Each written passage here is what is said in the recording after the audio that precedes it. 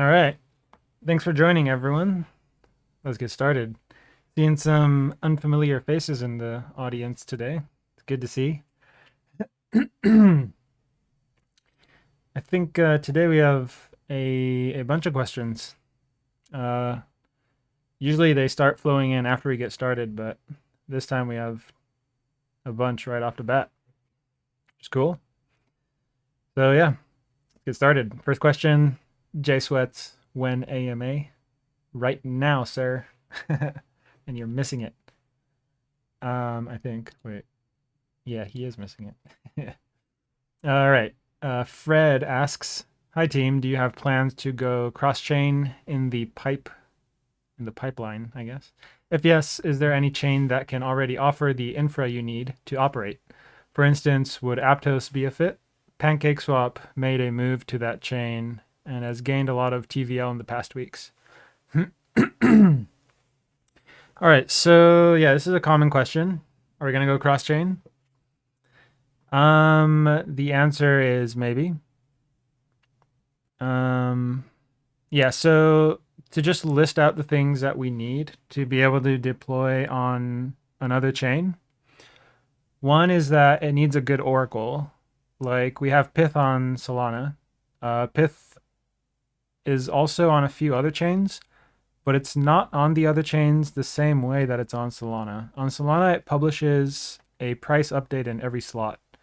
On other chains, it's an update.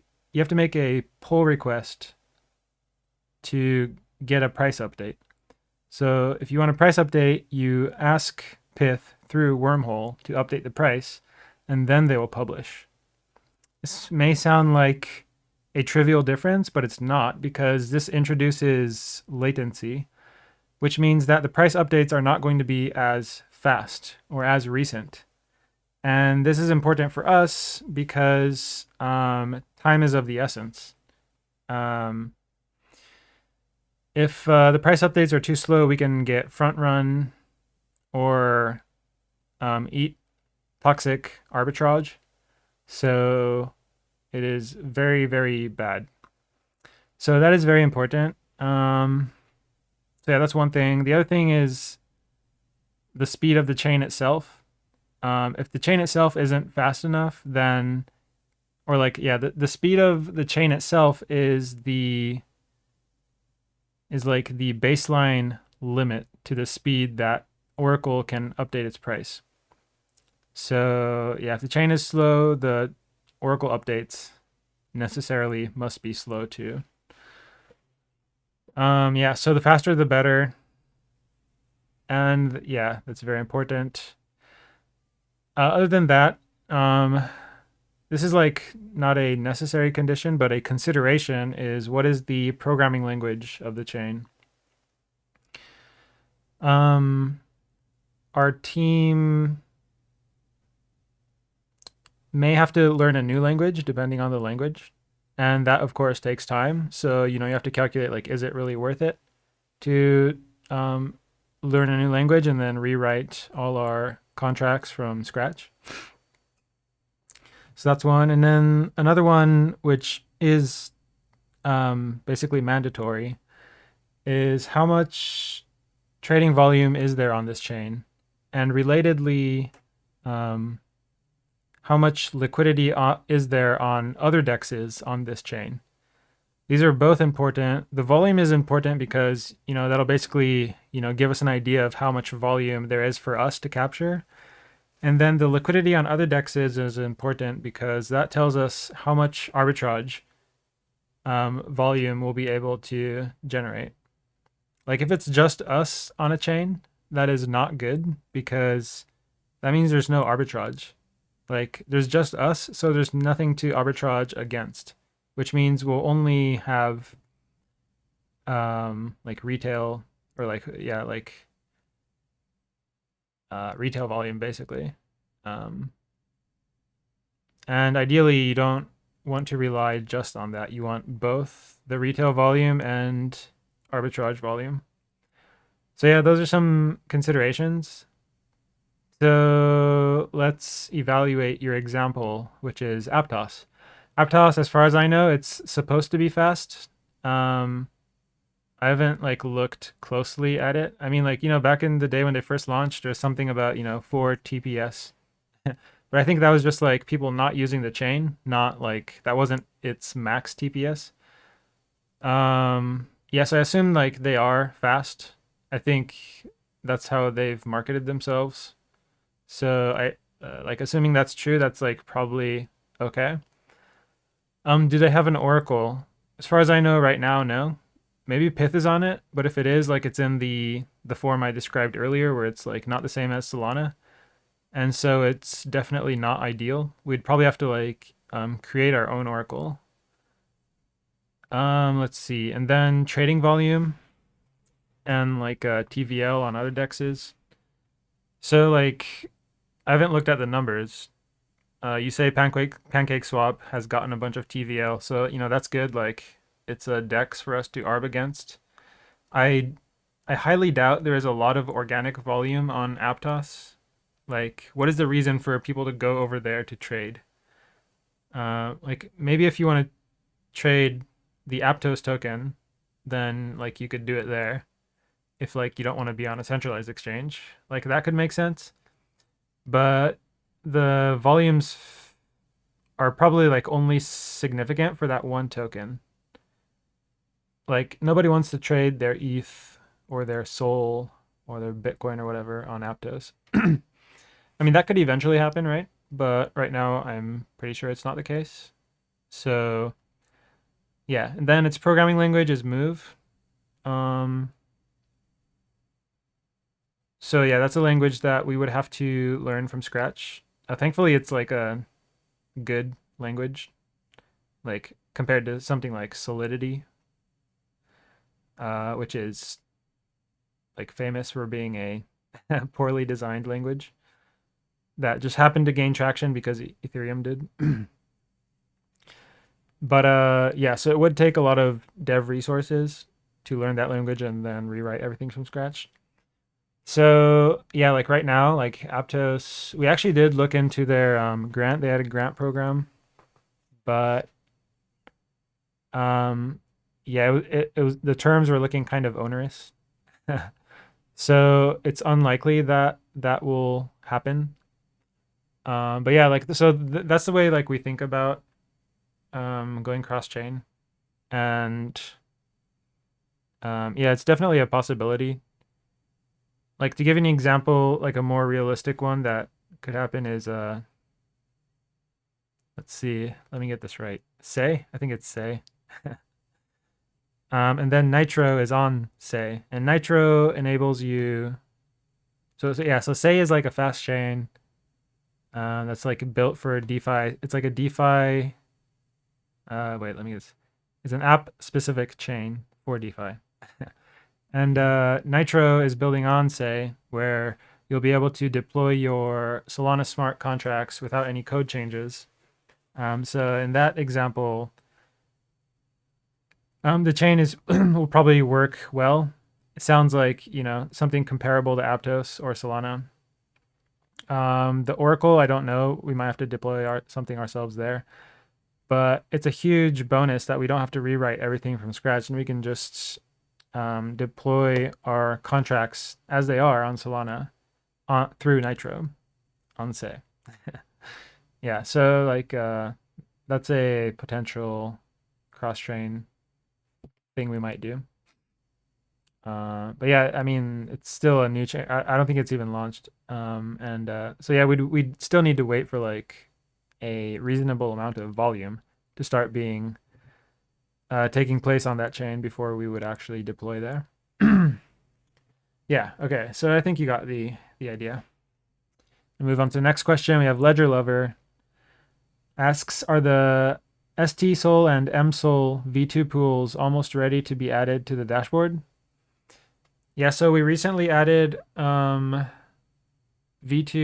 ST Sol and M Sol pools, about 120K each.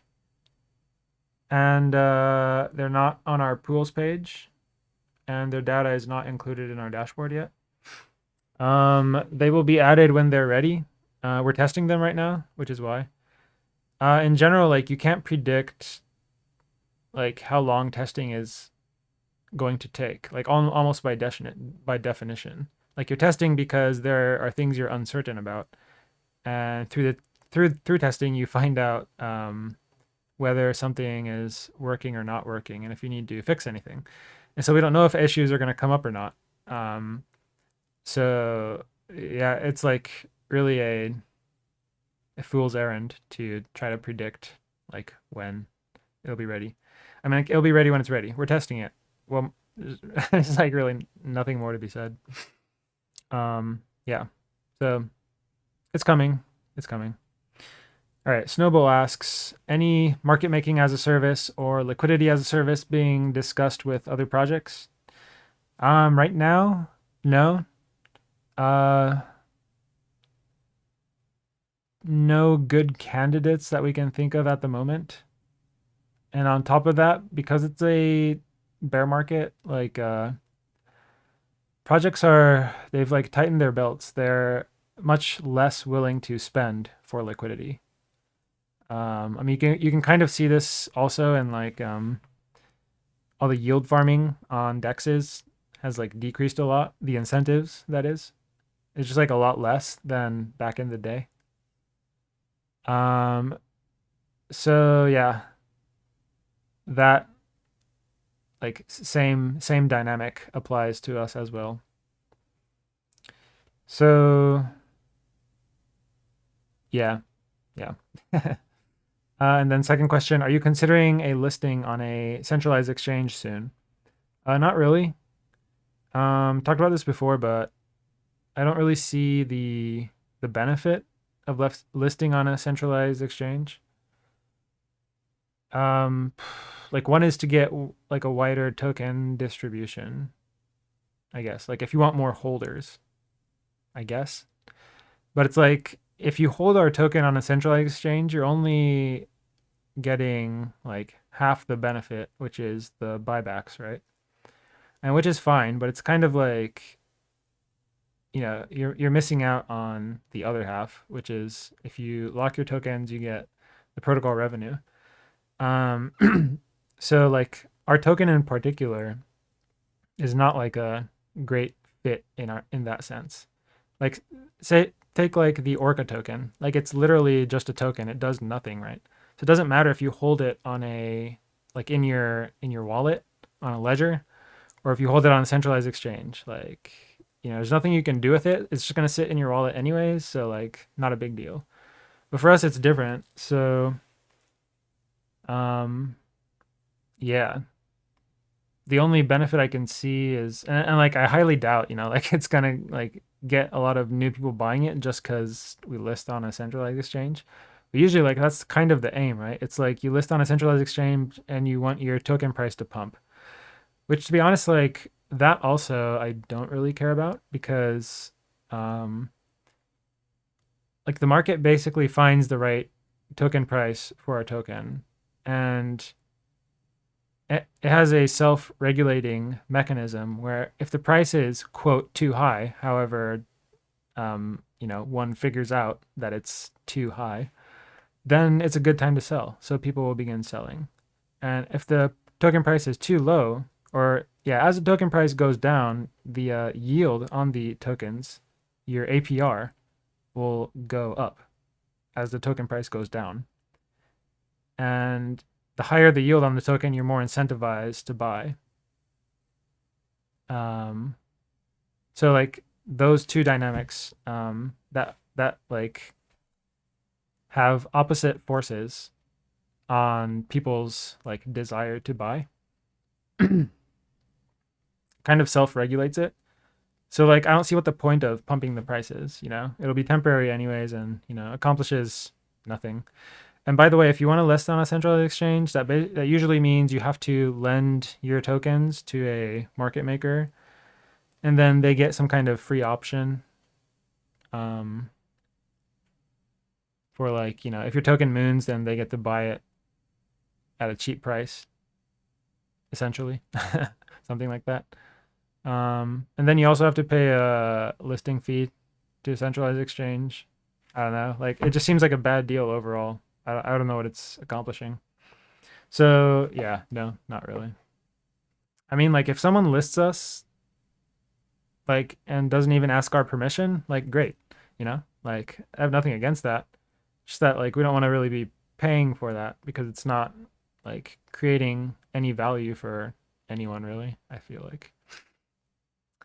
All right, next question. Ledger Lover asks, "What is your long-term vision for the Flare DAO?" Yeah, so my long-term vision for the Flare DAO is for my vision to not even matter. I want the DAO to become a DAO, and like it's actually it's been making good strides toward that. Um, I think people care less and less about what I think, and there's like so many more people voicing their opinions, which is great. Um, yeah, that's like my main thing for the Flared Out is that I want it to be like self-directed. Um, and it has increasingly been. So that's been great to see. Um, and then like, if you want to talk about like particulars, I'm happy to talk about anything specifically. If there's like some kind of governance discussion, like I usually chime in. So like, I mean, I think you know how I feel about specific topics like providing liquidity on NFT AMMs or burning flares or whatever. Yeah, so I hope that answers your question. All right, Autocatalytic asks, are commissions from the Lifinity validator associated with Marinade gauges going to Lifinity Treasury or protocol owned liquidity? How's the relationship with Marinade and their community?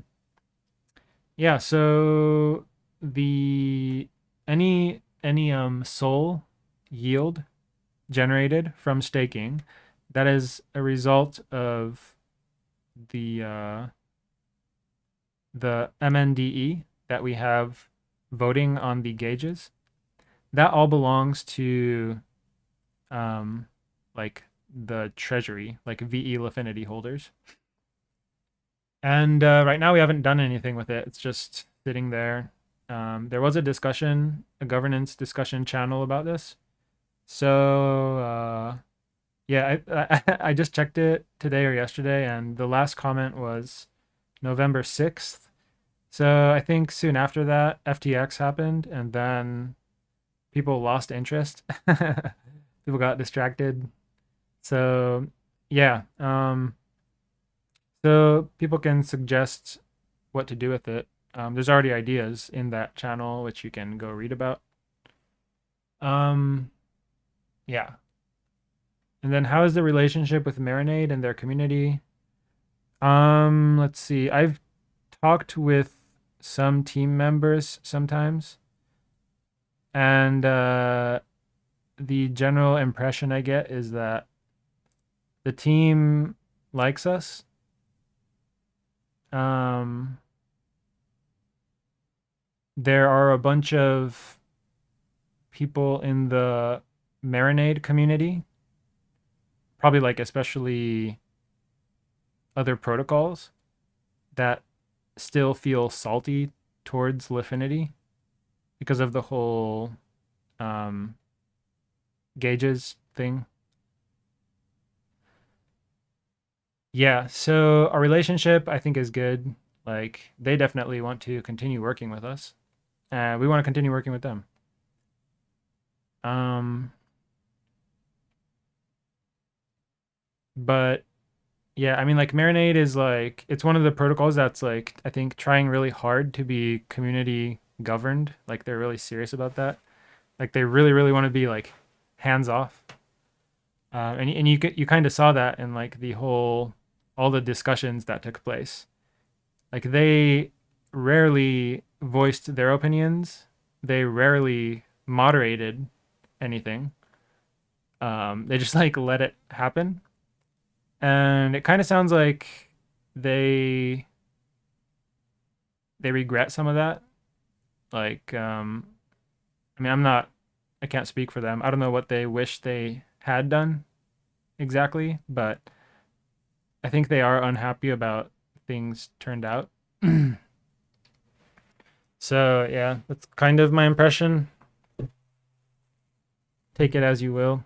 All right, and a follow-up question. Also, how much of the validator stake on the Marinade Gauge fed Lifinity validator is owned by Lifinity? I actually don't know. I think most, but I'm not sure. I mean, you can find out. So I think Marinade, I think they publish like infographics that show like how much SOL is going to the top 10 validators or validators to which they direct stake based on MNDE gauge voting. So that will tell you how much SOL is going to Lifinity. And then if you go to some other site, like Solana Beach, maybe was it, where you can like check how much total SOL is staked to Lifinity. And so then you have the total, and then you see how much is coming from Marinade, and then you can compare those two, and then you'll know. But yeah, I haven't looked into it. All right, time for a sip. Uh, Water.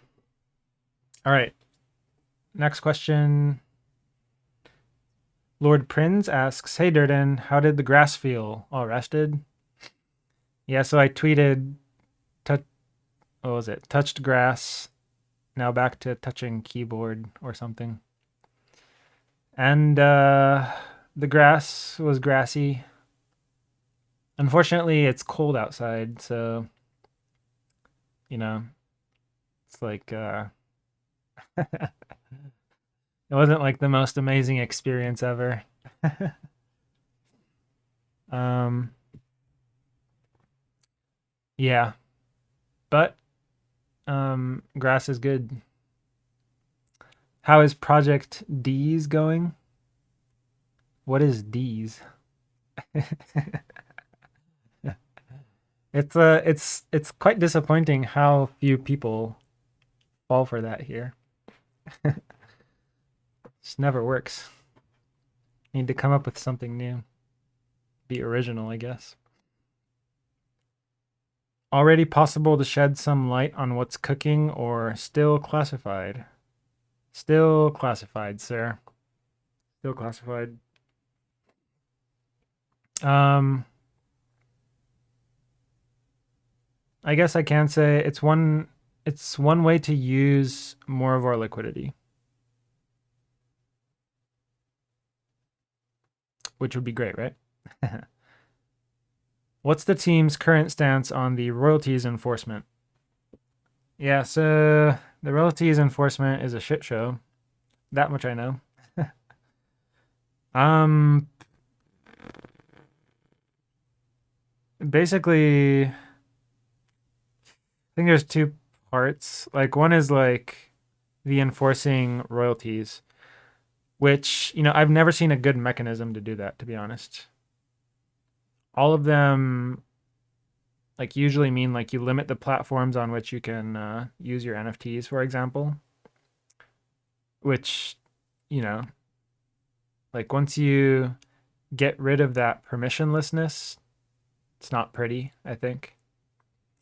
And the other option is just like any transfer, you enforce a royalty, which is also stupid because you can't, like send an NFT to your friend or like transfer it between your own wallets. Like all the enforcement methods I've seen are just very unsatisfactory. So there's that. On the other hand, like if in theory we could enforce royalties without like any side effects, like that'd be nice, right? I mean, we'd have more revenue. So like theoretically, yeah, sure, it would be nice. So then the third thing is like, okay, what if we adopted one of these royalty enforcement methods? I think another thing to consider is how will the public view you for that? And right now, because it's not consensus at all, It appears that like a lot of people will look down on you for that. Um, so yeah, it's kind of like, okay, you can enforce royalties, you can increase your revenue somewhat, but at the cost of like losing some of your social capital, maybe. Um, and I think because trading volume is gradually shifting to NFT AMMs from NFT marketplaces, royalties are becoming less and less relevant because NFT AMMs don't use royalties, right? Or like for example, at least on Tensor, like they just charge a flat 1% fee. Um, so yeah, I feel like royalties become less meaningful in that sense too. Yeah, those are my overall thoughts. Hope that answers your question. All right, Lon Fust asks, "Hi team, is it possible to integrate the Tensor API for the buyback bot?" Yeah, also a common question. Um, oh, oh wait, never mind. Yeah, so Tensor API. So previously we were using the Hyperspace API, which, so as I understand, like the Tensor API and the Hyperspace API use the Magic Eden API. And it's the Magic Eden API that like blocks us for whatever reason. So it doesn't matter. Like, if a API uses the Magic Eden API downstream, then you know, using using just a new API isn't going to solve the problem, which is the Magic Eden API. So no, I don't think that will solve our problems. So for the foreseeable future, we will be doing these manual buybacks in batches.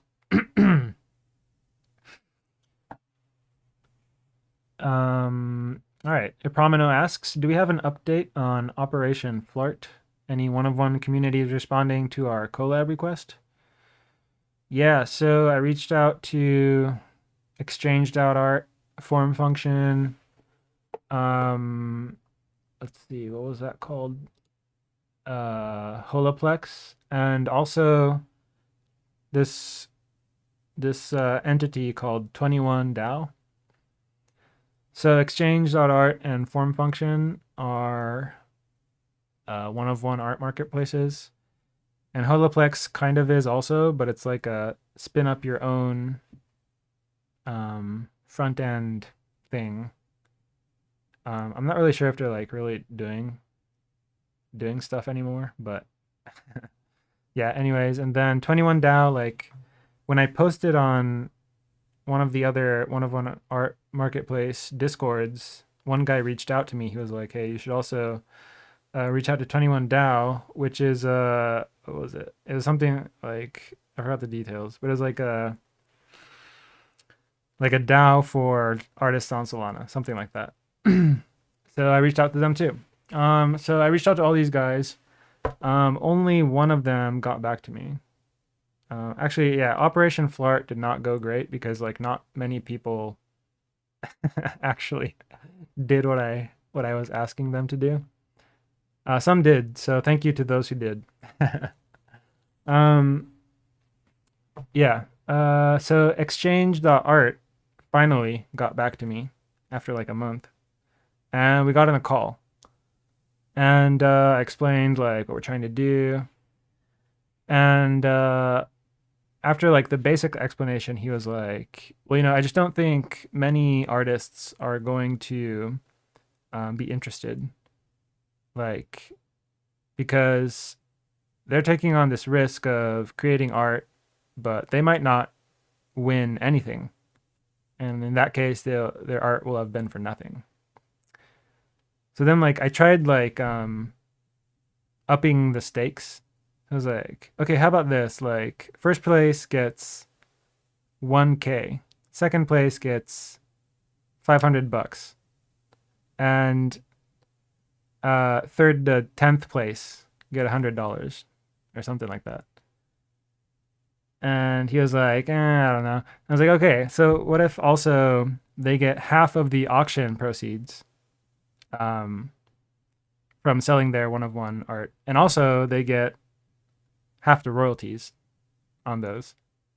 And still, he's like, I don't know, like, I think it's not gonna work. Like, I don't know, like I tried like really juicing the pot, like, but he just seemed like super convinced that like nothing will work. Which, I mean, I don't know. Like, I mean, I guess he's more informed than I am, right? Like, he's in that art marketplace. He should have better insight into the psychology of artists. That was not the impression I had. Like, I thought this had a chance of working and like getting good art. Like, he was worried that like it would just be a bunch of like DALL-E or Stable Diffusion, um, like AI generated garbage. Which I mean that's probably a fair point. Like there probably will be a lot of that trash, but you'd expect that like because like there's not like a ton of stuff to train on, right? Like the flares. Um, I don't know. I feel like it wouldn't be super easy to. Well, I guess they could use our stickers and stuff too. But anyways, yeah. So that was kind of the conversation we had. Um, so yeah, like I just didn't know what to do. I feel like I got shut down. Um, so yeah, I don't know what else to do. Like I really tried like reaching out to like everyone who would be able to reach out to artists on our behalf, and they didn't get back to me or think it's impossible or whatever. So like to be honest, I'm not gonna be doing anything more along the line of this idea. Like I don't think I'm going to be pursuing it. I don't even know how I could, unless like someone has a brilliant idea. So yeah, that's unfortunate because like the idea itself is really cool. Yeah. Oh well. Okay. K57 asks Lifinity is number 392 on DeFi Llama. Is there a way to reach the top 100? Uh, what is this in terms of volume?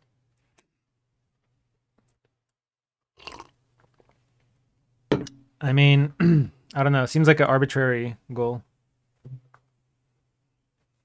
I mean, like, do people really go to like DeFi Llama and be like, all right, let me look at the top 100 list and then buy their tokens? Like, I don't think people do that. Maybe I'm wrong. I don't know. Um, yeah, there's no way to like increase your volume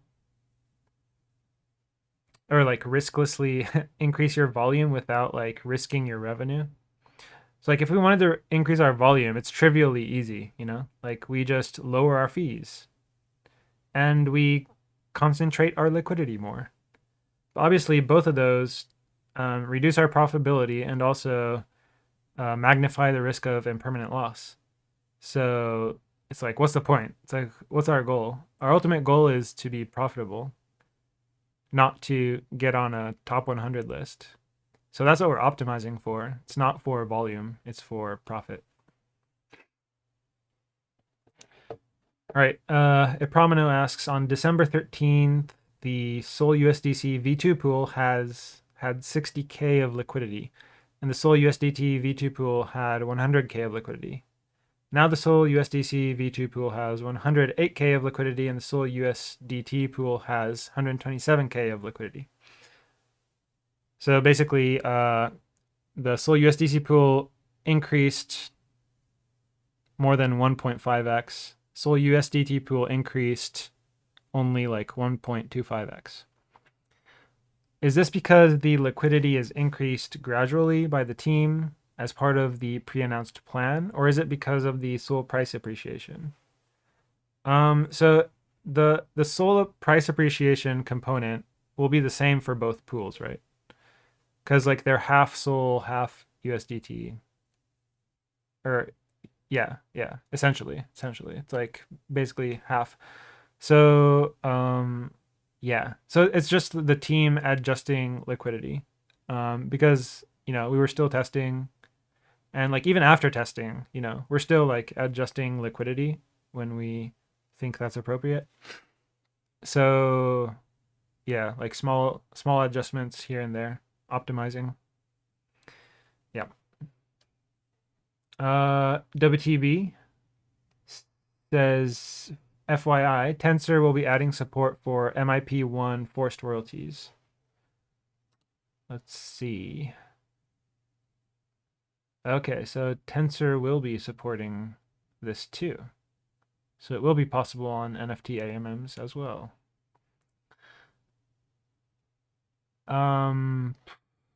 Full royalties for royalty enforced collections, 0% royalties for standard collections, which is ours currently, and then a 1% platform fee. Okay.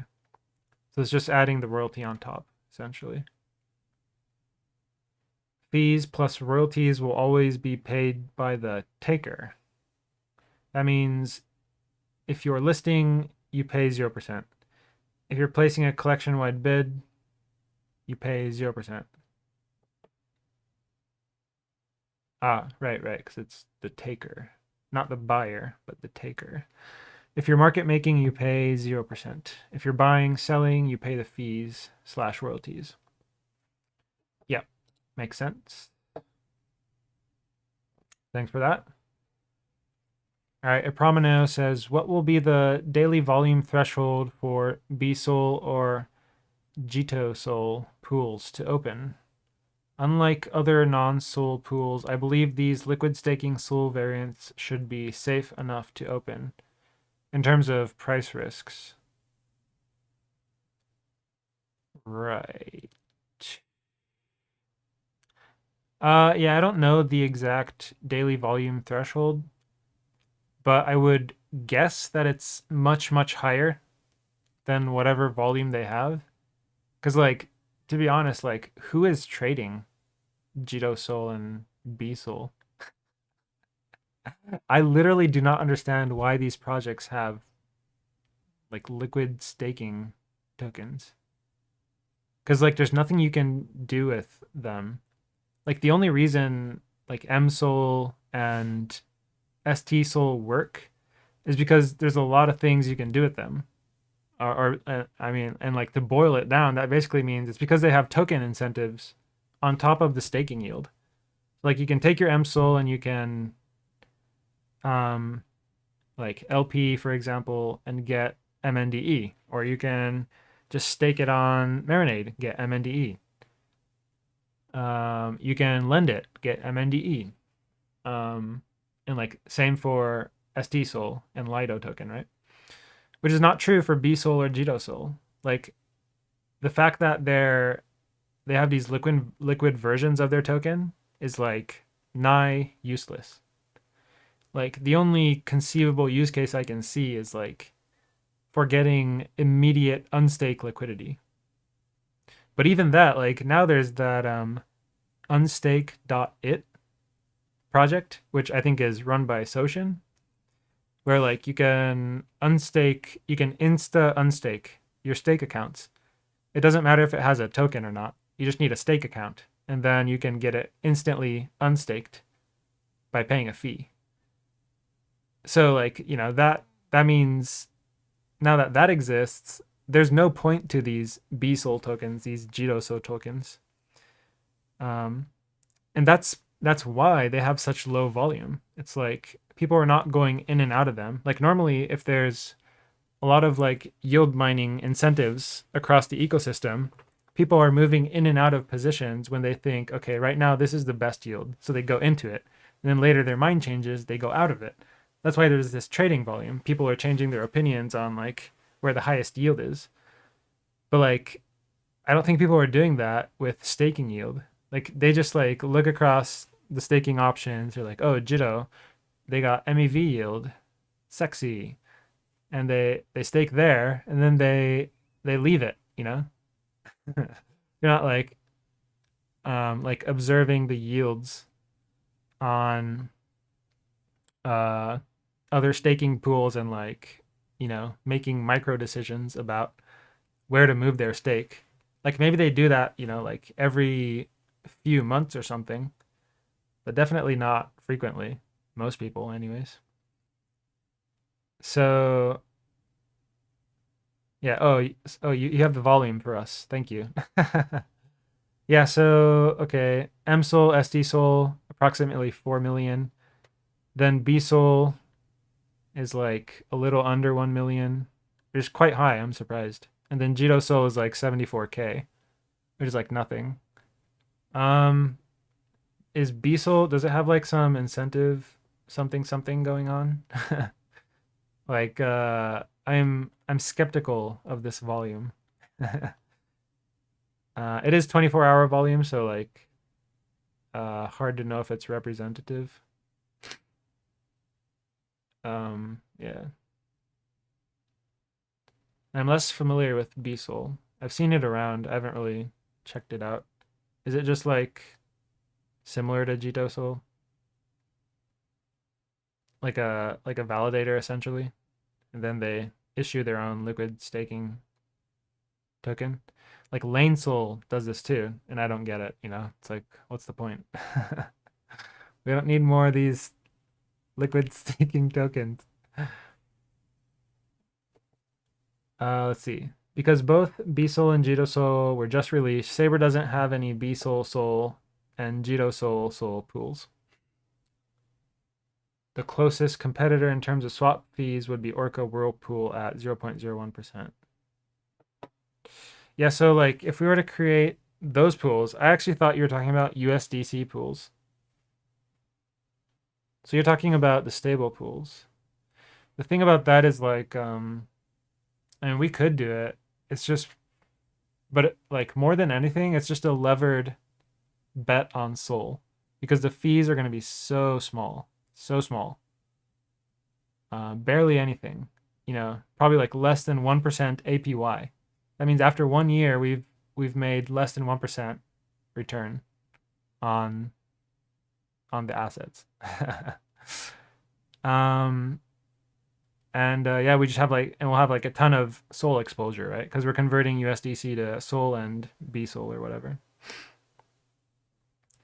So yeah, probably not something we will do. And then yes, is it worth to open a BSOL JitoSol pool? BSOL volume is especially interesting since its volume is 2x the entire TVL. Okay, yeah, I mean, that makes me think even more. I'm suspicious of the volume. Um, yeah, so a BSOL JitoSol pool, I think that would have even less volume because like it's still conceivable. Like, why would a person trade from Sol to BSOL or BSOL to Sol? They'd trade from BSOL to Sol if they want instant unstake liquidity. Makes sense. Or from Sol to BSOL because you get a better rate than if you directly staked your Sol for BSOL. You get it at a discount. Makes sense. But who the hell is going to trade BSOL for JitoSol? Like that was the kind of thing I was explaining earlier. Like no one is making these micro decisions of like, ooh, the staking APY changed by 0.1%. I'm gonna move my BSOL to JitoSol. Like because even though the trading fees are low, like when you compare it to the staking yield, which is also low, it's like single digit APY. So like even just trading is like probably like it could be like a week's worth of the fee from trading could be like a week's worth of yield. So yeah, I don't think like people just aren't going to be trading this kind of pool. If there was a ton of BSOL Sol volume and a ton of JitoSol Sol volume, then it could make sense because there would be like a lot of arbitrage volume. So like an example of this is like a Sol ETH pool, which we're considering. That can make sense. Most people aren't going to trade their Sol for ETH. Most people aren't going to trade their ETH for Sol directly. Um, but because both Sol USDC and ETH USDC have a lot of volume, there can be a lot of arbitrage volume. And so it can potentially make sense. But yeah, in this case, I don't think so.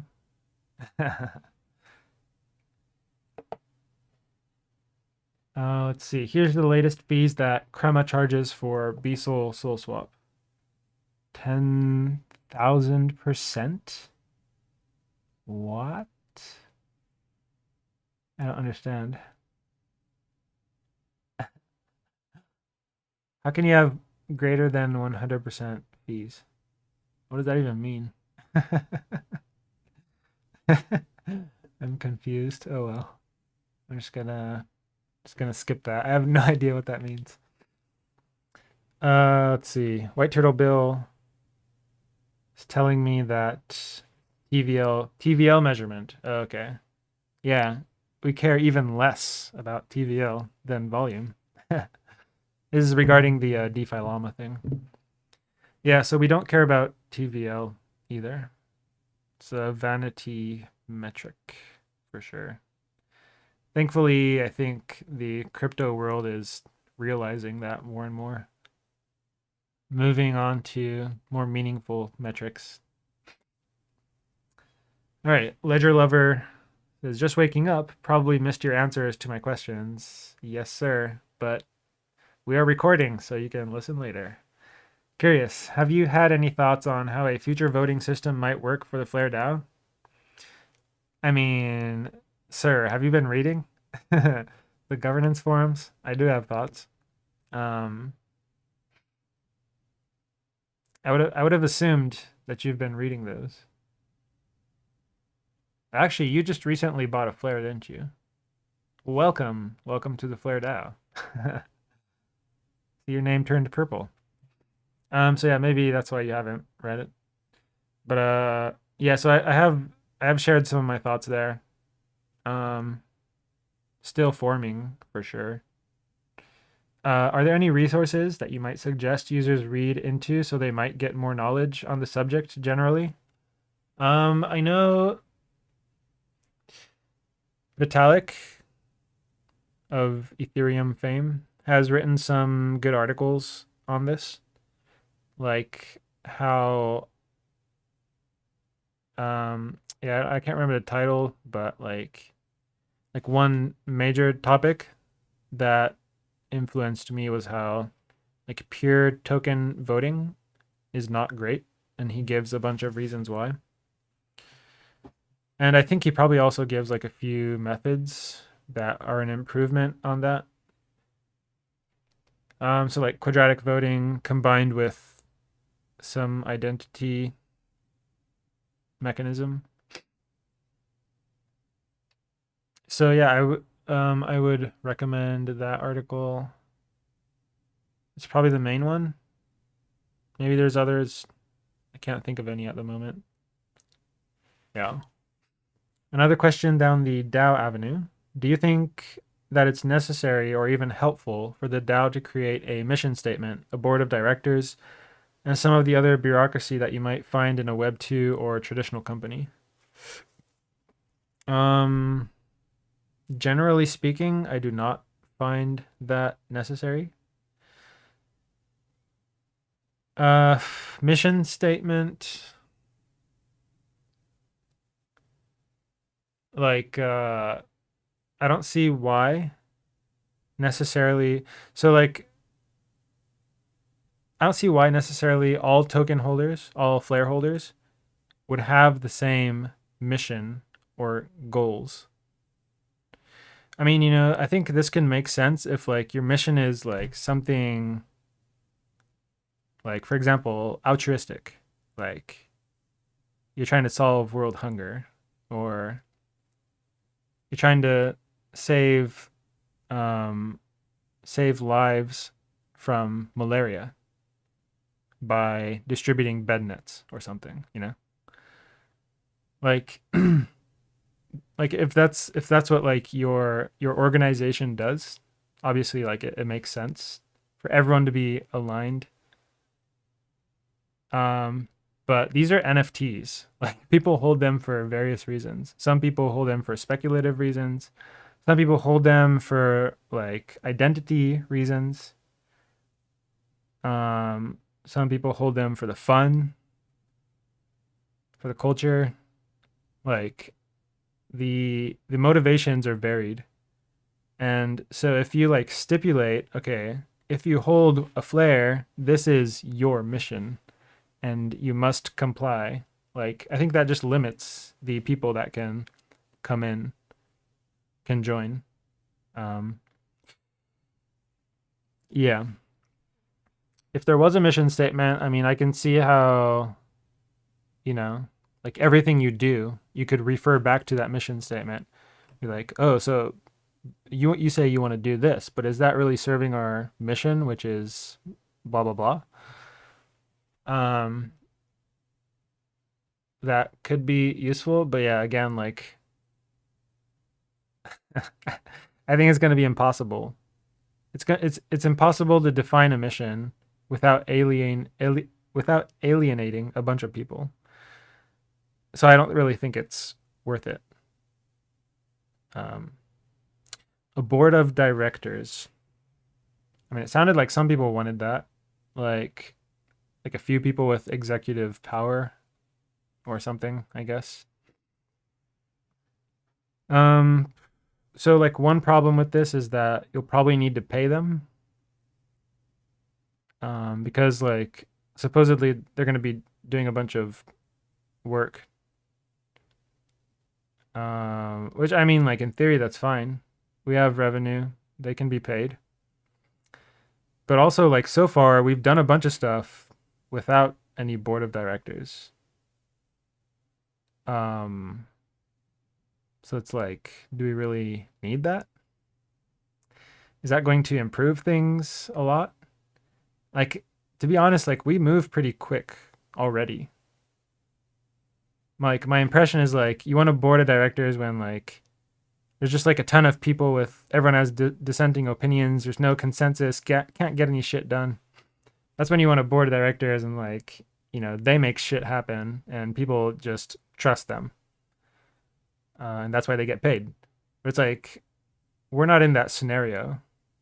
I mean, there definitely are topics where there's not an obvious consensus and there's meaningful disagreement. But I mean, that's natural, right? Like there is no group of people where like, they literally agree on everything. Like of course there's disagreement. And I think we are getting shit done. Like we've done plenty. So, yeah, not sure that would accomplish much. And okay, some of the other bureaucracy that you might find in a Web 2 or traditional company. Yeah, I mean, I think I basically explained everything. Yeah, so to me, I don't really see that's necessary or helpful. But yeah, that's just me. And I'm just one Flare DAO member, so if the people want to create either of those, they can propose it.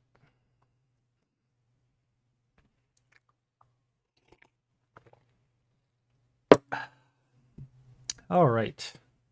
Trabs9 asks, what are you most looking forward to in 2023?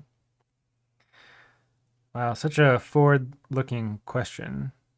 To be honest, I don't even like think about it in those terms.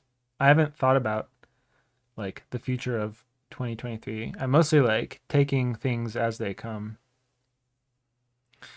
I can't think of a thing, like this thing is gonna happen later this year. Can't wait. I can't think of anything like that. Um, like, can I say I'm looking forward to the bull market of 2023? I mean, I don't even know that's gonna happen. So, um, yeah. I my what's the word? My temperament is to like or I make an effort to try to be in the now more than dwelling in the future or the past. Um, yeah. Sorry. Probably a disappointing answer, but an honest one, nevertheless. Porco says, wasn't it the Path Independence article from Vitalik? Maybe so. Yeah, I honestly just don't remember the title. But yeah, for whoever was interested in that, they can Google that, I guess. And if not, I think like if you like go down the list of all his articles, I think, it shouldn't be like too hard to find it based on the title because his titles tend to be pretty straightforward if I remember. Yeah. Shadow says it makes sense to have some kind of end state in mind though. End state. I mean, like we've talked about the hypothetical end state where there's one flare holder remaining and he keeps all the revenue. I don't think that's realistic. Um, I think we'll continue to adjust things according to like how the crypto ecosystem develops. And envisioning any kind of end state now when we're still so ignorant of like all the future developments that are going to happen in crypto is going to be very premature. Oh yeah, that sounds right, Epramino. Moving beyond coin voting governance. Thanks for the link. That sounds pretty correct. Yeah. So I don't know. I mean, I think instead of talking about end states, which is like very presumptuous, like this is how things should turn out. This is the ultimate end state. Instead, I think we should just be talking about goals. Like, hey, wouldn't it be great if we accomplished this or we went in this direction, you know? And then just keep doing that ad infinitum. And yeah, then you're not you're not you'll never get like stuck in a oh, but like we said the end state would be this 3 years ago or something, that can get you stuck, I think. Promino says, other than the upcoming migration of UXD pools to V2, do we have plans for other pools to migrate as well? Yeah, I mean, basically, we want to migrate all pools, migrate slash possibly add the new pool while keeping the V1. We kind of talked about this in an announcement before where, I mean, like the V1 pools have larger liquidity, so they're able to service larger trades. So we might keep them. And it may be dependent on the pool. But yeah, eventually we want to open V2 pools for everything. Is there any specific condition that needs to be fulfilled prior to the migration? For example, ETH USDC pool, it should be easier to decide since it's fully protocol owned liquidity and Flare owned liquidity, right? Um, let's see, compared to like a Ray USDC pool. Does that make it easier? I think that doesn't really affect, yeah, like whether it's our liquidity or external liquidity doesn't really matter. Yeah, it's more just about like testing the pool, making sure it's working as intended. And yeah, I mean like that's the main thing. Like each pool needs testing. Yeah. The Sol Pi pool, do we need to coordinate with the PyTeam, the Parrot team, yeah, we do. But only to have them like transfer their liquidity from the V1 to the V2 pool. So I mean, like nothing difficult. Ray USDC, Serum USDC, and GMT USDC pools, do we need to implement a lending vault first prior to migrating them to V2? Right. Oh, yeah. Yeah. Okay. I see what you're saying. Because for this pool, to be able to test a V2 pool, it would need liquidity, but we don't want Ray exposure. So how do we test that? Is the question, I guess. Yeah. So maybe so. Yeah, we haven't gotten there yet. So honestly, I haven't thought about it. But yeah, either we take on some temporary price exposure, which would probably be small anyways. Like we've seen V2's capital efficiency. So like probably wouldn't be a huge deal. Or yeah, we could just wait to borrow the assets and test the market making with those borrowed assets. Yeah, so actually I haven't decided on that yet. But yeah. Yeah. Good point though. Ledger Lover says, random question. Can you recommend any books that might help me become more like yourself? You have a very calm and collected demeanor about you. I'd like more of that in my life. Sure.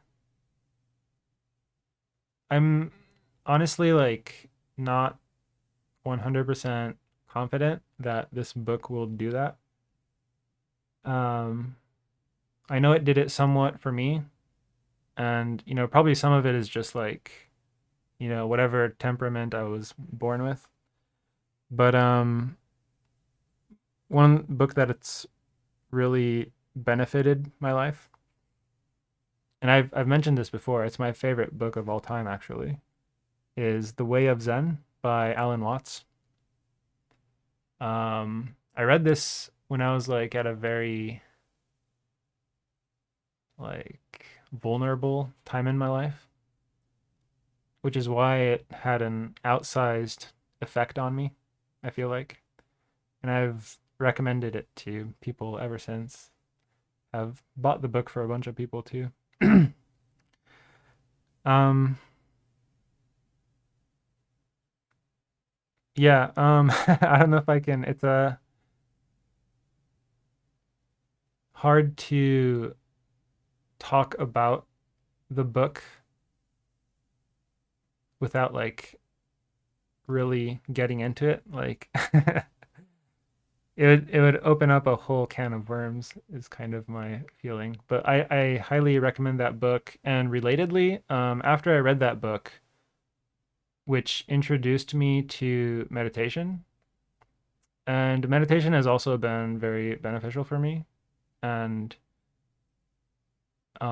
if you find the book to be not to your liking, I would recommend trying out meditation. And when I say meditation, I basically mean like there's various forms, of course, but I just mean like the very basic form, what's often called mindfulness meditation. So this is where you like this too. There's like different methods, but like the most basic form, which is still like really great, I think, is you point your attention to your breath. Like you sit in a comfortable position, and then you focus on your breath. And then as time passes, naturally your mind will begin to wander. Various thoughts will begin popping up, which is fine because that's how the mind works. But right now, you want to focus on your breath. So whenever you realize that your mind has wandered, you you gently acknowledge that and simply bring your attention back to your breath. And you just repeat this over and over. Um, And the my favorite thing about this is it really gives you insight into how your mind works. And when you better understand how your mind works, it can really change a lot of things for you. Um, like, for example, suppose you are angry. Now, there's a lot of times where anger is not really serving any purpose for you. So, for example, like road rage is a good example where, like, someone does something that pisses you off, and but you haven't even seen their face, right? And like you're never gonna meet them ever. So, like evolutionarily speaking, the reason you feel angry is because that anger served a purpose in a more primitive setting, where if you just let people run over you and you don't retaliate ever, then like yeah, I mean that's just bad for propagating your genes, basically, right? Like you want to be the alpha male or closer to that, um, and that's why um, like having some fighting spirit was useful in an evolutionary sense. But in this modern environment, often these emotions backfire or are just like not serving any useful purpose. And road rage is a perfect example. You're feeling very angry, but the person in the other car doesn't even know that. Um, they can't hear you shouting. They don't see your face. It's not doing anything. But this anger is definitely causing damage to you psychologically. Like first of all, it's simply an unpleasant experience, right? Like it's not fun to feel angry. Um, and it has like biochemical effects on you, anger that is, that are like generally not good. Um, and so yeah, so all that to say, back to meditation and like becoming more familiar with how your mind works. When you do this meditation thing and you focus on your breath, and every time your mind wanders away, you bring it back. This cultivates a level of focus and attentiveness. And so, in a setting where you're feeling road rage, for me, my experience has been that it allows me to more quickly realize, like, when I'm feeling um, that kind of emotion that's actually in the moment useless and not serving a purpose, but is in fact very unpleasant. And once I notice that and I realize that, it becomes much easier to snap out of it. Our default state is to be thinking without being aware that we're thinking. We're basically lost in thought. But meditation cultivates this ability to become aware that we're thinking. And that grants you greater control over your mental life. And that's been very helpful for me, for sure. Yeah, so The Way of Zen by Alan Watts.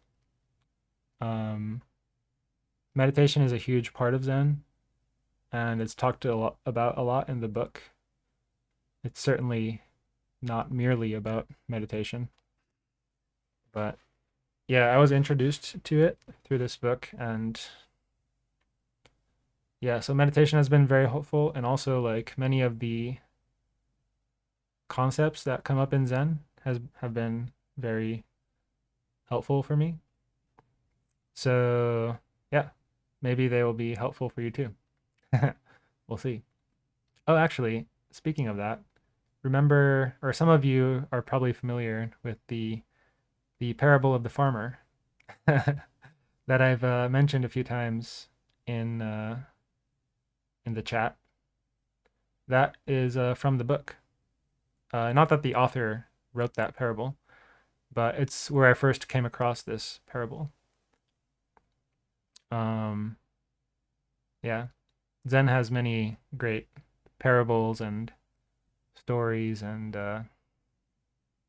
ideas, ways of thinking. It's a very different worldview. Anyways, wow, I just went on forever about that. Okay, bringing it back. Hope that's helpful though. Let me know if you do read it and how it turned out for you. Oh, also, one more thing. If you're looking for so meditation, sometimes it can be easier some for some people, especially to start off with guided meditations where there's a voice speaking like say every 20 seconds or so and like giving you instructions, often, just like a audible reminder to bring your focus back to the breath. But other things too. If you find if you think you might find that kind of thing more helpful to like get started on your meditation journey, if I can call it that, I would recommend. There's actually a bunch of meditation apps, and I think a lot of them are quite good. Uh, there's one by Sam Harris called Waking Up, which is uh pretty good. It's more, I'd say, it's more on the intellectual side. So if you want something more casual, then I don't recommend it. But if that's your taste, then yeah, you can do that. And if you just send them an email, you can get their app for free, or you can pay for it. Basically, they don't want money to be a hindrance to anyone wanting to um, learn meditation. So, anyways, yeah, there's that option. And there's a bunch of other good apps too, as well, like I mentioned. Um, yeah. All right, I'm done. All right, moving on.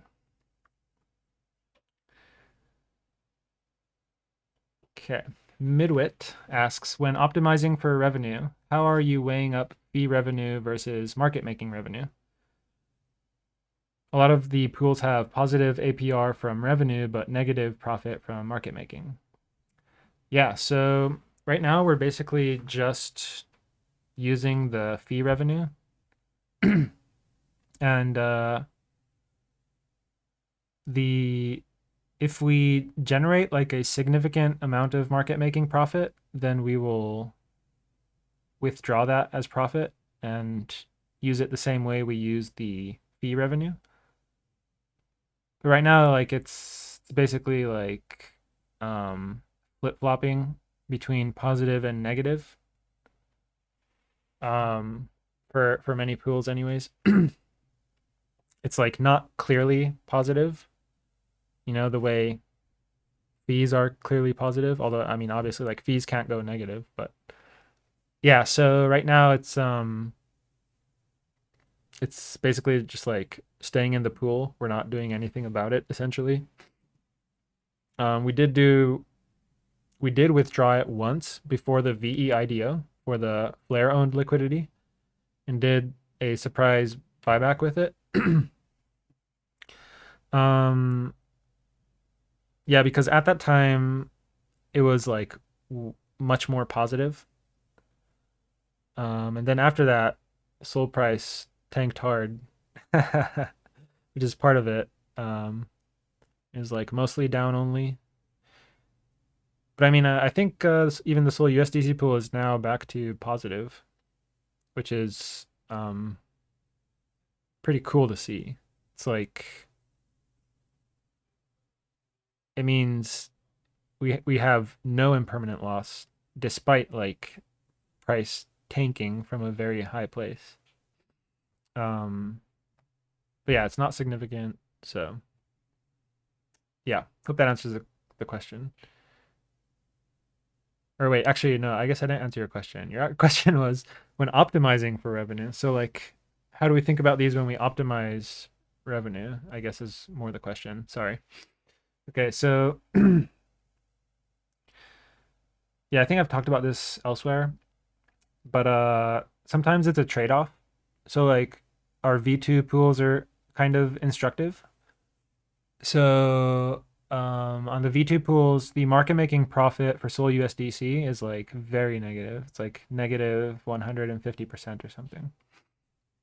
There's a lot. But then the fees are like 515%, so it like easily makes up for it.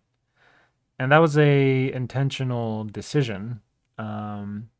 We could make it so that we reduce or we improve the market making profit, make it less negative, or probably even positive if we wanted to. But that would also have the consequence of significantly reducing our fee revenue. And so ultimately, we don't care how much of our P&L comes from fees versus market making profit. Like the only thing we care about is maximizing their sum. So whatever combination of settings maximizes the sum of fees and market making profit, that's what we're going to use.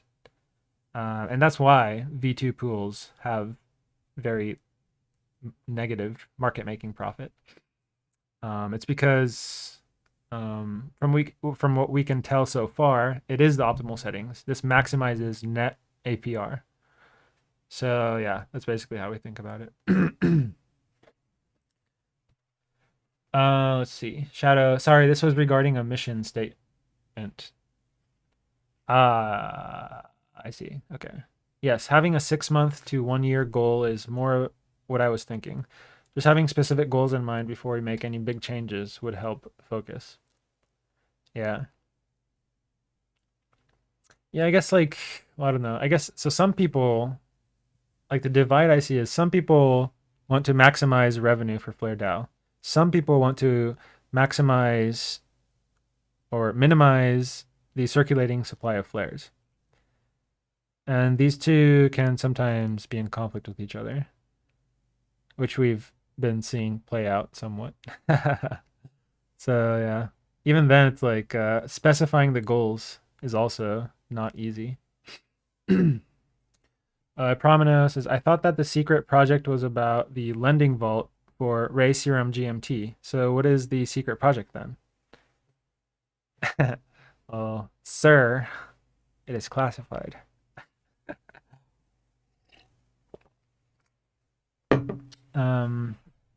Yeah, because someone sent the title of the book I just mentioned, Ledger Lover, Way of Zen by Alan Watts. Yeah. Yeah, they recently published this this version with a new cover. This green one, which I'm like not a huge fan of. um yeah, there's an older version which has a black and white cover with like a Zen garden, a rock garden.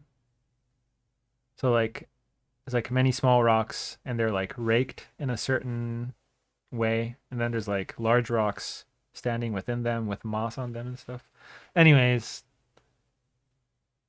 it's a it's a cooler one. I don't know, can't dig this new cover. Anyways, no one cares about that. Uh let's see. Okay. Durden's such a great speaker. How kind of you. Promino posting the story of the Chinese farmer. Nice. Nice. Oh, plus a comment at the end by Alan Watts. Nice. He says, the whole process of nature is an integrated process of immense complexity, and it's really impossible to tell whether anything that happens in it is good or bad, because you never know what will be the consequence of the misfortune, or you never know what will be the consequence of good fortune. It's true. So wise. Ledger Lover says, thanks for your time today, Durden. Especially appreciate the depth you go into while answering. Have a good weekend, everyone. You too. Oh, I forgot to say, God damn it. I was gonna start this one by saying Happy New Year. Because this is the first time you've heard my voice this year, I think. Happy New Year, everyone. uh, wow, botched it. Avix says, when will Lifinity deprecate V1 pools? So we actually haven't decided that we are going to deprecate them yet. We're not sure. I forgot if we explained this in an announcement. I feel like we did. But TLDR, V1 pools can service larger trades than V2 because they have more liquidity. And so there's a possibility that they are worth keeping. But we're not sure about that yet. So still thinking about that. And therefore, there is no timeline for when we will deprecate V1 pools. Honey Badger, hey, and you're leaving? I'm confused. But hey. Porco, good night. Promino, how will we celebrate the 1 million Lifinity bought back? I guess we could celebrate that. Is it I guess it's announcement worthy, huh? Yeah, we should make an announcement, huh? Yeah. Cool. Yeah, let me do that later after this. Um yeah, should have done it earlier, but still not too late. Yeah. Good call. Good call. Man, such a diverse set of people today. I feel like. Let's wait, hold on. Did my spaces die without me noticing? What happened? What? Wow, spaces just died, huh? Speaking of spaces, I was thinking about maybe stopping doing the spaces simultaneously. I'm not sure if like it's doing much or like do people listen on the spaces? I can't tell. They never um ask questions from there. I'm not sure if it like expands reach or not. Avix asks, do you have products on other blockchains? No. We are solely on Solana.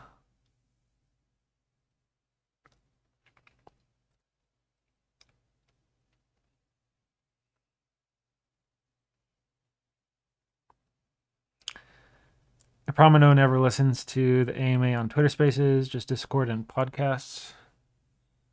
Yeah. Yeah. It's weird though. Like, I turned on my phone. I mean, like, turned on the screen, and then Twitter had been closed. I don't know what happened. Oh well. That's the other thing. Like, Spaces is such shit. Always buggy and so frustrating.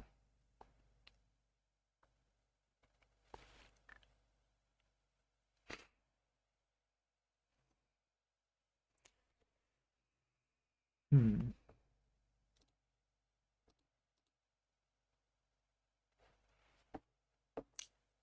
Taking a look at our audience right now. Waps. I don't know if I've ever seen you. And Mitishi? Not sure if I've seen you either.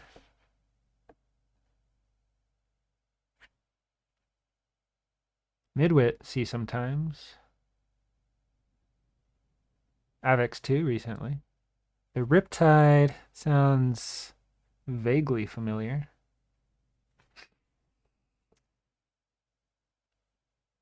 And then Just Me, Shadow, Honey Badger, Promino, WTB, the regulars.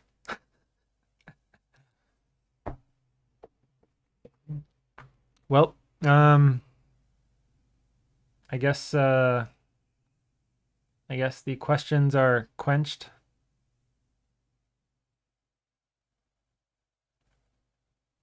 Some people are typing. So unless it's another question, I'ma shut the shit down on these clowns. Can I get a witness? Hell yeah.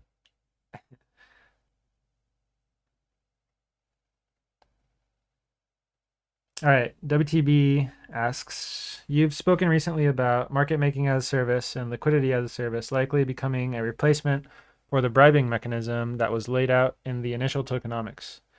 Do you expect that to be a larger revenue source when the bull market returns? Yeah, probably. Probably. Um, I guess another thing that may change the dynamic I'm not sure, is the fact that with the V2 pools we can borrow assets to market make for them, right? So let's see. Actually, maybe that's not relevant. Do I expect it to be a larger revenue source when the bull market returns? I mean, basically yes, because people will be or protocols will be more willing to spend on liquidity. Um, yeah, I mean, everyone's just spending more in bull markets, basically. That's the gist of it. So yeah, I do expect that. Probably, I mean, like the examples we've already seen, I think the juiciest ones will probably be the ones that are paired with Sol. So like stable coins paired with Sol. Um, doubtful, but like other staking derivatives paired with Sol. Maybe uh some I don't know if like people will want to pair their tokens with Sol. I'm thinking like, like Orca Sol or like Fida Sol. I'm not sure if people would want to do that. Yeah. Yeah, we'll see. Is that partially going to rely on Solana on-chain usage increasing as well? Yes. Yeah, basically like when volume increases Solana wide, um, then like people want their token to be included in that volume increase. They want their token to be traded more. They want good liquidity for their token, else people will complain. And yeah, I guess one thing is people are less willing to give liquidity mining incentives compared to before. Because like projects are becoming increasingly aware that like it's not a sustainable way to do things. So like we provide one sustainable method, which is the market making as a service. So they provide the assets, we take the trading fees, and they can keep the market making profit if there is any. And then there's no token incentives in there, so that works. If they want us to provide the liquidity, like the standard model, then we would need incentives for that. Um, or at least like a grant to develop a custom oracle or something. Yeah. So yeah, I mean, I think on-chain usage increasing is, highly correlated with a bull market. Like a bull market equals increased on-chain usage, right? So Yeah, I think they are closely related. One implies the other to a certain degree. Anything you would like the Lifinity or Flare DAO community to work on over the next month? Uh,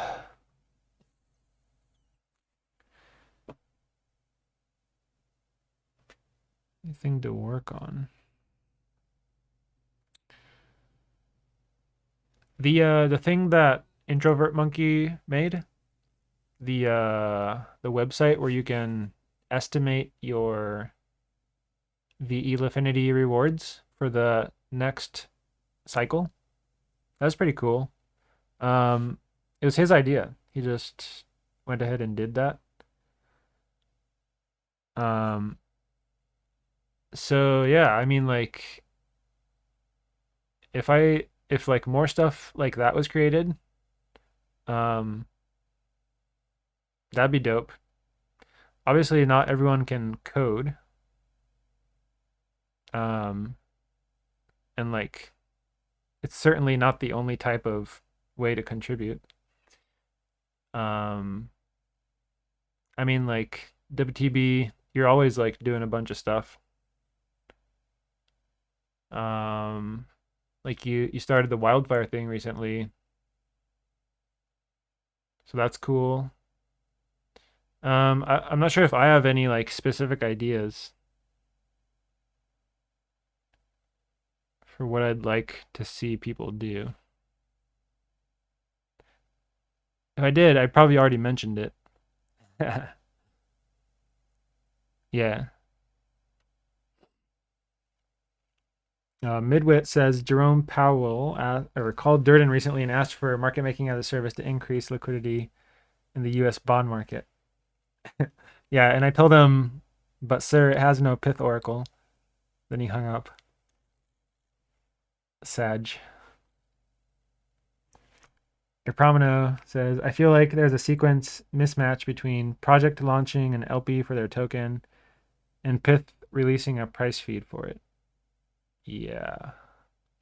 There may be a few months delay from project launching a token, for example, GMT, Bonk, Hades, and listing them on a centralized exchange, to Pith releasing a price feed for it, and us verifying that there's enough on chain volume to be worth opening the pool for it. By then, the project owner may no longer have the interest to do market making as a service with us, because most early adopters would already be LPs on Orca. And for us to create a liquidity as a service for it, I'm not sure the project owner would provide token emissions for us. Yeah, so like one unfortunate thing about the way Orca shows their APRs is that like it's kind of like good and bad. It results in plenty of LPs because they have no clue what they're in for. um, so the good part is like, for example, for Sol USDC, like it's kind of nice because that means there's more liquidity to ARB. But for these newer projects, it's like there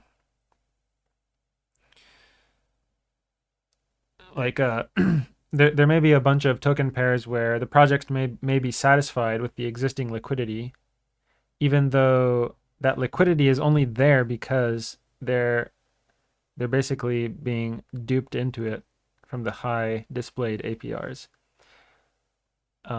So in reality, we may have an opportunity there, but that doesn't exist because there's already plenty of liquidity thanks to this um, not quite representative APRs that are being displayed. On the other hand, like, so for example, with like the bonk, like, was there ever a point? Suppose like it launched on a DEX, on a SEX, and had a Pith Oracle all from the start.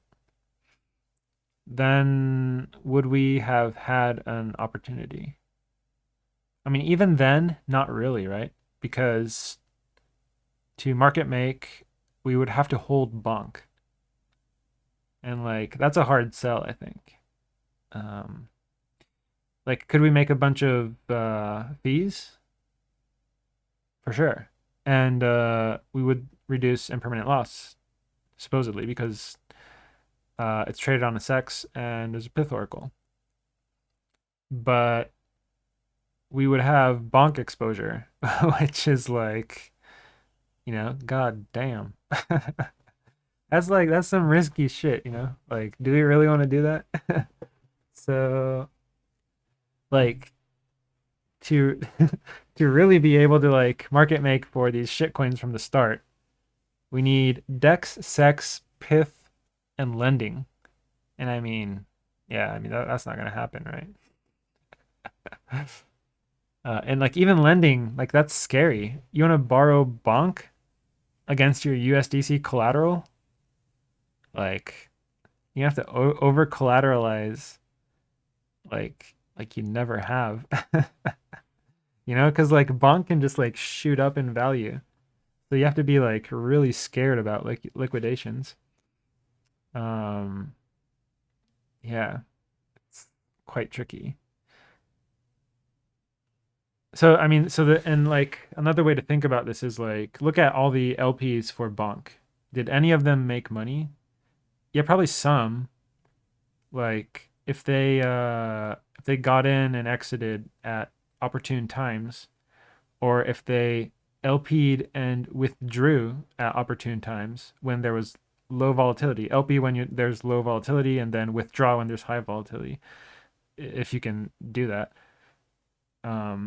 Yeah. So like, there's probably like some people who successfully did that, but mostly not, right? Like most people lost money LPing for bonk.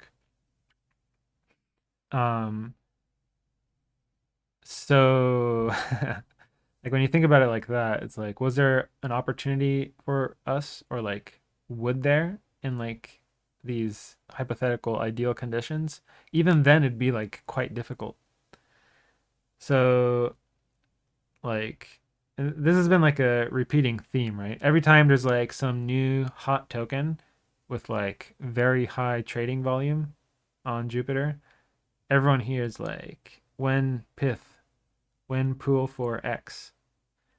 And I mean, it's fine because it's like it's kind of funny, but yeah, I hope people understand like there's good reasons why it's like not really feasible to like make money from those markets. Mainly because like they're in omega price discovery, which again, like it's not impossible if you have like all four: Dex, Sex, Pith, lending. Not impossible, but still scary.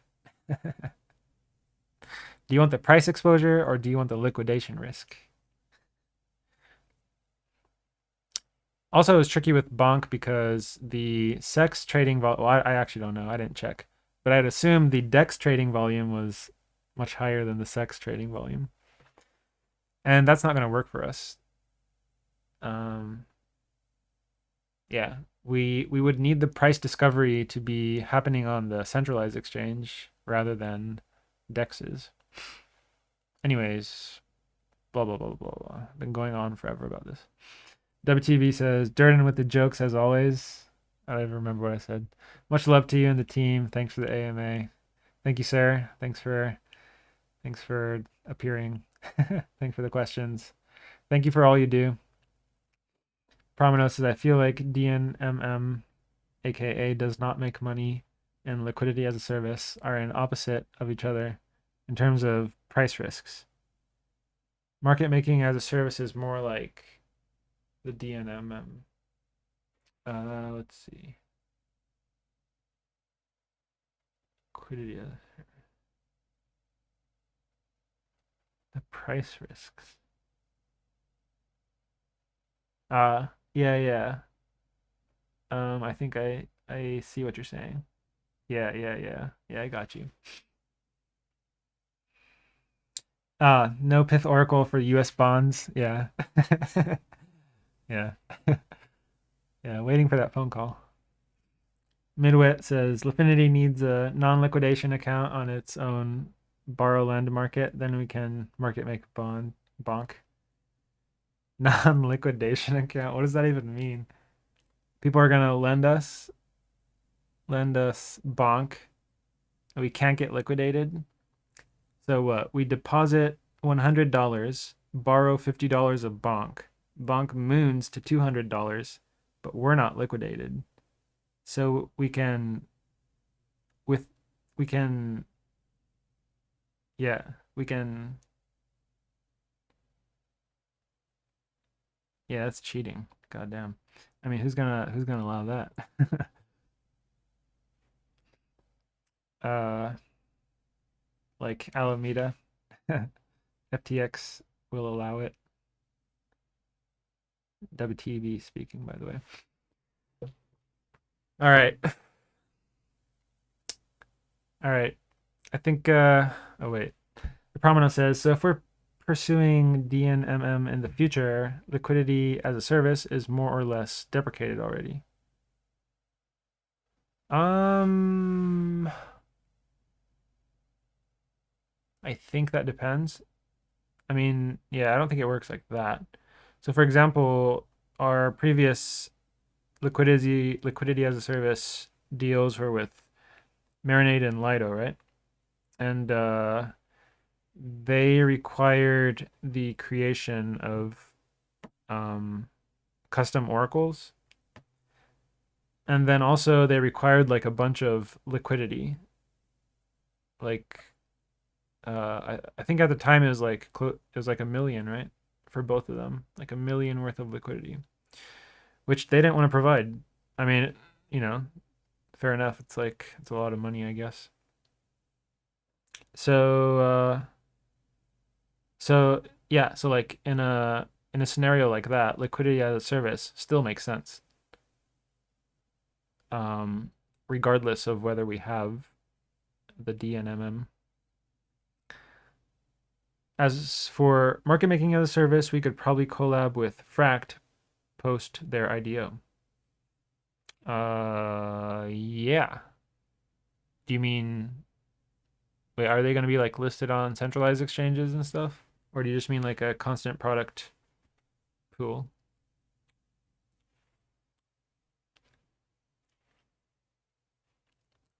LP Finance recently asked us to open another constant product pool. After we opened two for them, and then they like withdrew liquidity soon after because FTX something something.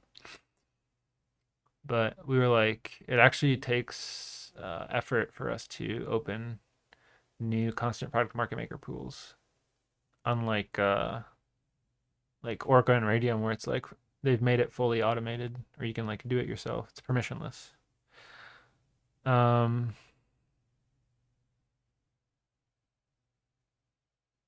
so yeah, if we can't expect a lot of volume from a constant product pool, uh, yeah, it's like probably just not worth it. It's like not pretty on our UI either, right? When you have like pools with very little liquidity and volume, and yeah. I thought you were gonna answer my question, your Promino. The Whether you meant a constant product pool or a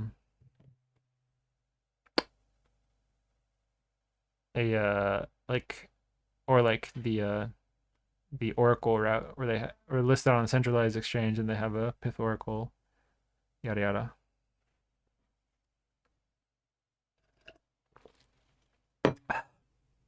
Bye, Midwit. Thanks for coming. Maybe they're gone already. Ah, they're gone already. Promino says, I believe Fract will list their token on a centralized exchange. I could be wrong though. Yeah, I mean, I guess, yeah, I mean, we'll have to see what the volume on the centralized exchange is, whether it surpasses the DEX volume and such. The Riptide says, I think Hades are in tight with Camino. Hades is now live on Camino. And I mean, like Camino opening pools for everything, I think. I mean, when you only have to show your trading fees, which are always positive, never negative. Just keep opening pools. Doesn't even matter if they're profitable. Just jack up that concentration. Increase those fees. Increase that APR, baby. Pump it, baby. Permanent loss? What's that? Not real.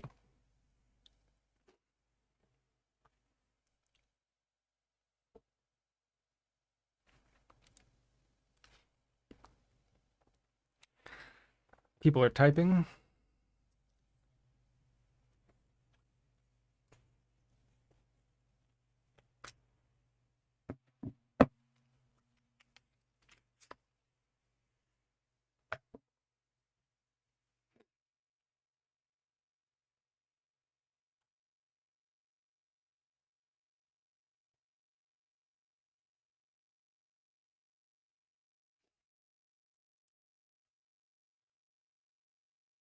Typing, typing, typing. Yep, like what you were saying earlier about bonk pools. Definitely a lot of people unfamiliar with the basics of impermanent loss jumped straight in on the promise of high yields. Yeah. And then they later publish the article on how the 999, no, greater than 999% APY is possible. I think I ratioed them on my quote tweet though. That was funny.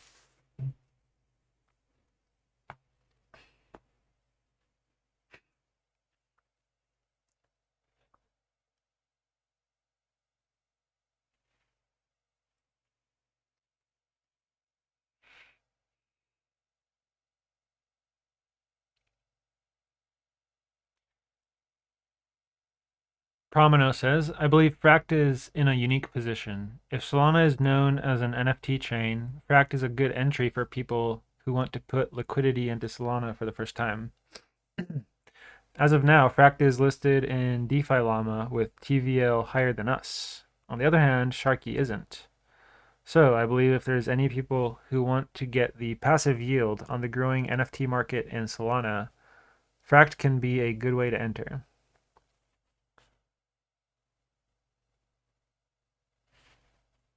I see. I guess so by passive yield you mean like the lending SOL.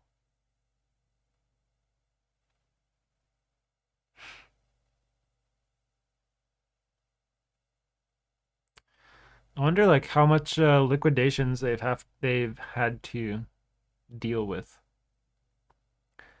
And have none of their pools become under collateralized?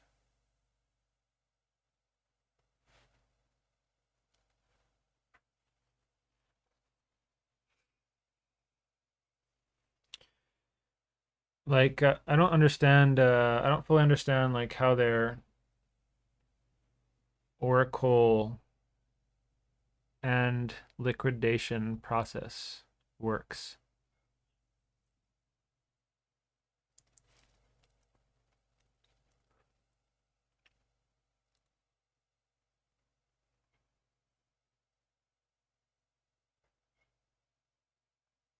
But oh well.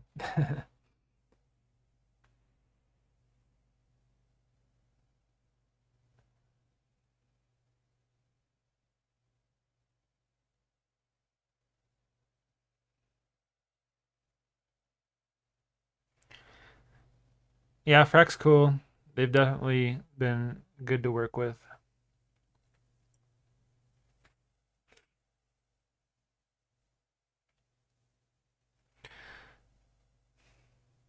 Although sometimes they're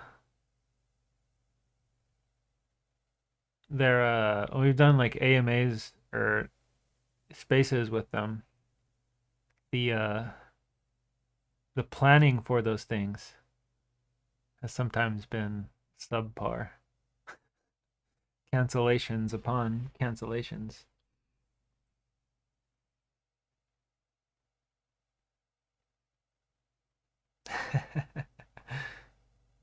Let's see. They do auctions for their liquidated NFTs. They're trying to keep their pool as liquid as possible. Yeah, like the auctions, does that work? I think really should integrate these NFT AMMs because like then you can really liquidate. Uh, yeah, you can get instant liquidity. So like you should be able to offer like much higher loan to value. At least like up to the currently available liquidity. I don't know. Maybe that's that can be manipulated. WTB says helps that they have Daddy HGE pumping the liquidity whenever they need.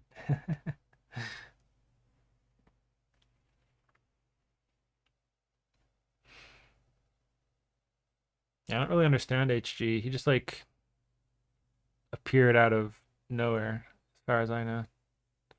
Did he come from ETH? Promino says the auction is a benefit to their holders. Oh, that's right. Yeah, it's kind of weird. It's like a cheap way for the holders to get those liquidated NFTs. Yeah, yeah, yeah. Yeah.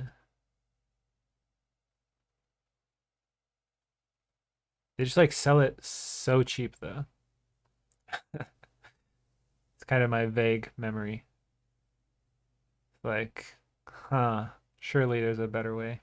Kind of what it feels like. WTV says his screen name on his ETH account was 9x9x9. Okay. Yeah.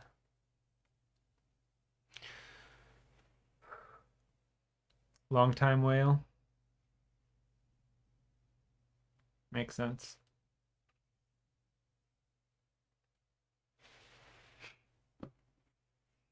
All right. I think I'm gonna call it. I don't know, I feel like this AMA is like dying down. Also, I'm tired. But Pramano says this is probably the first pool for the new people to get a passive exposure to Solana NFT market. I mean, if you're going to be exposed to Sol, this pool consistently gives higher yield than staking Sol. Yeah, for sure. I guess it's just like the yield is relatively high and it's the risk is like hard to understand. I guess that's the thing. But yeah, good yield for sure. WTB says, who knows what that means, but definitely has deep pockets. Promino, thanks for the AMA and good night, Durden. Thank you, sir. Good questions. Uh, the Riptide risk, you mean my JPEGs won't hold value? No, I mean, if you're the one lending Sol, then the risk is the position becomes under collateralized and the auction, no one buys in the auction. And so they can't liquidate the JPEG. Then what happens? Something like that. Um, yeah. Anyways, that was a good one. Thanks for coming out for the AMA, everyone. Once again, Happy New Year. Let's have another great year.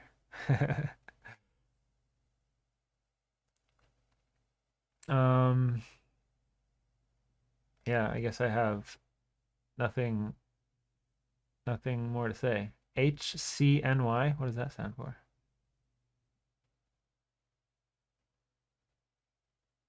Happy Chinese New Year. Ah, that's right. That's right. My friend had a Chinese New Year's party, which I should have gone to, but I failed to. I was intimidated. He said there would be a lot of, or everyone would be speaking Chinese, which I can't. So I was intimidated. Anyways, all right. uh, another one for the books. See you guys in the next one. Peace out.